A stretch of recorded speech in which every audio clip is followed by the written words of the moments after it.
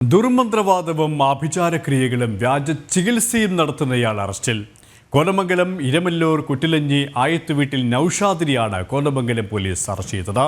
ഇയാളുടെ സ്ഥാപനം റെയ്ഡ് ചെയ്ത് മന്ത്രവാദവും ചികിത്സയുമായി ബന്ധപ്പെട്ട് നിരവധി പുസ്തകങ്ങളും രേഖകളും കണ്ടെടുത്തിട്ടുണ്ട്.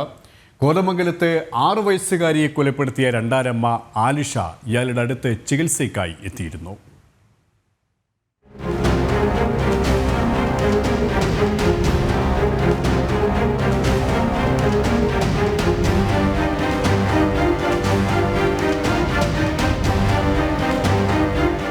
വ്യാജ ചികിത്സയും ദുർമന്ത്രവാദവും നടത്തിയിരുന്ന നൌഷാദിനെ പറ്റി പോലീസിന് വിവരം ലഭിക്കുന്നത് കോതമംഗലത്തെ 6 വയസ്സുകാരിയുടെ കൊലപാതകം അന്വേഷിക്കുന്നതിനിടെയാണ്. കുട്ടിയെ ശ്വാസം മുട്ടിച്ച് കൊലപ്പെടുത്തിയ രണ്ടാനമ്മ ആലിഷയും ഭർത്താവ് അജാസ് ഖാനും ഇയാളെ പലതവണ സന്ദർശിച്ചിട്ടുണ്ട്. ആലിഷയുടെ ദേഹത്ത് 3 പിശാചുക്കളുണ്ടെന്ന് പറഞ്ഞ് നൌഷാദ് മന്ത്രവാദം നടത്തിയിരുന്നു. 6 വയസ്സുകാരിയുടെ കൊലപാതകത്തിൽ നൌഷാദിനും പങ്കുണ്ടോ എന്ന സംശയത്തിൽ ഇയാളെയും പോലീസ് കസ്റ്റഡിയിലെടുത്തിരുന്നു. ചോദ്യം ചെയ്യലിനിടെ പുറത്തുവന്ന വിവരങ്ങളുടെ അടിസ്ഥാനത്തിലായിരുന്നു അറസ്റ്റ്.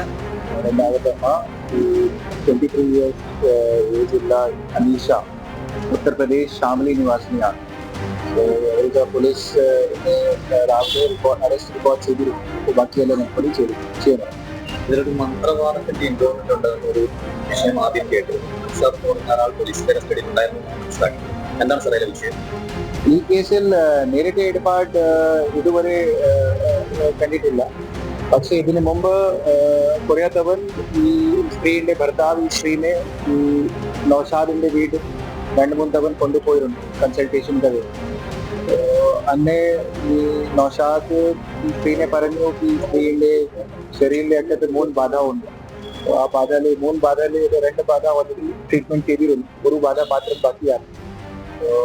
അത് നമ്മൾ അന്വേഷിക്കുന്നു. അതുമായി ബന്ധപ്പെട്ട already drugs and magic act പ്രകാരം ഒരു കേസ് രജിസ്റ്റർ ചെയ്തിട്ടുണ്ട്. കുട്ടിയുടെ കൊലപാതകം നടന്ന ദിവസവും നൌഷാദ് ഇവരുടെ വീട്ടിൽ എത്തിയിരുന്നു. എന്നാൽ നൌഷാദിന് കൊലപാതകത്തിൽ നേരിട്ട് പങ്കില്ലെന്നാണ് പോലീസിന്റെ കണ്ടെത്തൽ. ദുർമന്ത്രവാദത്തിന് പ്രത്യേകം കേസ് രജിസ്റ്റർ ചെയ്തായിരുന്നു ഇയാളെ അറസ്റ്റ് ചെയ്തത്. കോതമംഗലത്ത് നൌഷാദ് നടത്തിയിരുന്ന സ്ഥാപനവും പോലീസ് റെയ്ഡ് ചെയ്തു.